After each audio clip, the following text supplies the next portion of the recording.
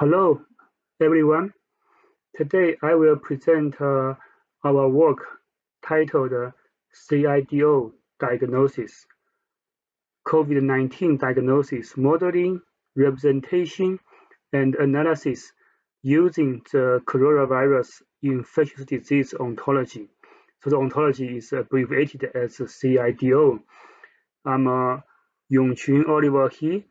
My co-authors include Hong Yu from the Guizhou People's Hospital and Asia Yulin from FDA.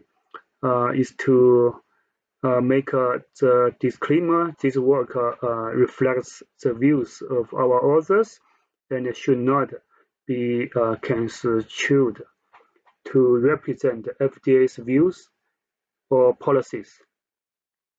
So this talk is about how we can use CIDO, which is general ontology that can represent many things, not only diagnosis, but also like etiology, host, phenotype, vaccine, drug, etc.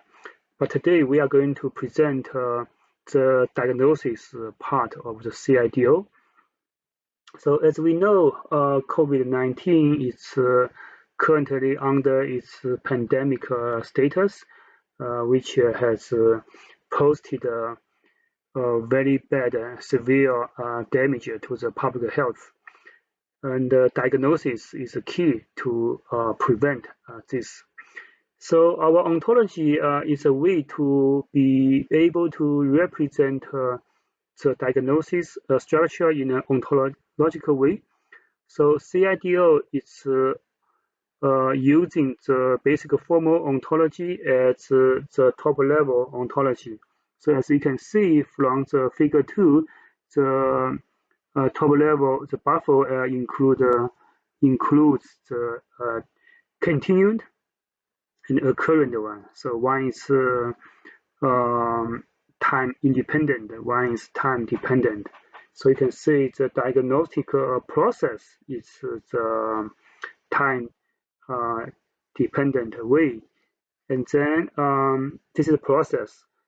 And then we also use diagnosis. It's more like the representation of the conclusion of the diagnostic process. So it's more like a continuum. So they're on the different branches. But however, you know, like from each diagnostic process, you can have inputs, right, of some clinical findings, and then you can have outputs of the diagnosis. The clinical findings can be done using different methods, right? So the methods can include, for example, the RT-PCR, which is gold standard, or you can use chest imaging, like the CT, which means computerized tomography. Tomography is a CT. And then you can also use symptom-based diagnosis or culturing or genome sequence. So this is about figure 3. And then we can have the FDA EUA. FDA has issued many EUA, which means emergency use authorization. So this one is different from the regular, so it's very fast. Then FDA organized the EUA so that we can have some diagnostic kits, for example, quickly put into the market for specific use. But here, yeah, it does define the specific use. It's often not used by everyone. So for example, the figure 4 demonstrates how the CIDO can present an EUA, like RT-PCR diagnosis EUA. So in this case, we have the Yale New Haven Hospital Lab. They were authorized by FDA, so they can use the work, the diagnosis kit. And the kit has like we can represent the gene like N1 gene and N2 gene, and you can even go for deeper, like primers, if we want to go for that deep.